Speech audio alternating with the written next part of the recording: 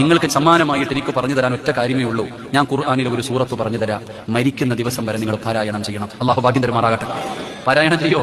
അല്ലേ ഉള്ളൂ. 10 ആയത്തെങ്ങാണ്ടേ ഉള്ളൂ. ഈ സൂറത്ത് നിങ്ങൾ ഓതിയ നിങ്ങളുടെ പാപം അള്ളാഹു പൊറുക്കും. നിങ്ങൾ അള്ളാഹു നന്നാക്കി തരും. അള്ളാഹു സ്വർഗ്ഗം തരും. അള്ളാഹു ഭാഗ്യം തരുമാറാകട്ടെ. ഇങ്ങനെ ഓതണം. ഇതെങ്ങനെ ഓതണം? നബി സല്ലല്ലാഹു അലൈഹി വസല്ലമ തങ്ങൾ ഒരിക്കൽ പള്ളിയിൽ കയറി വന്നപ്പോൾ സഹാബത്ത് ഖുർആൻ ഓതിക്കൊണ്ടിരിക്കുക.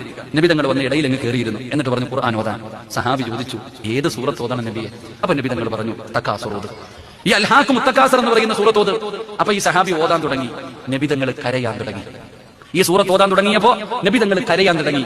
അള്ളാന്റെ റസൂൽ ഓതി കഴിഞ്ഞപ്പോ ചോദിച്ചു, നിങ്ങൾ ആരും എന്തേ കരയാത്തതിന്? സഹാബത്തിനോട് ചോദിച്ചു, നിങ്ങൾ ആരും എന്താ കരയാത്തെ? ഞങ്ങൾക്ക് കരച്ചിൽ വന്നില്ല നബിയെ, ഞങ്ങൾക്ക് കരച്ചിൽ വന്നില്ല. എന്നാ ഒന്നുകൂടെ ഓതാൻ പറഞ്ഞു.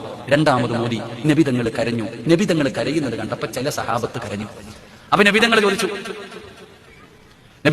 നിങ്ങൾ എന്തേ കരയാത്തെ? അപ്പൊ നബി തങ്ങൾ പറഞ്ഞു, സഹാബത്ത് പറഞ്ഞു, ഞങ്ങൾക്ക് കരച്ചിൽ വന്നില്ല. അപ്പൊ നബി തങ്ങൾ മൂന്നാമത് പറഞ്ഞു, ഈ സൂറത്ത് ഓതുന്ന സമയത്ത് കരയണം. കരച്ചിൽ വരുന്നില്ലെങ്കിൽ അഭിനയിക്കണമെന്ന് നബി മുഹമ്മദ് മുസ്തഫ.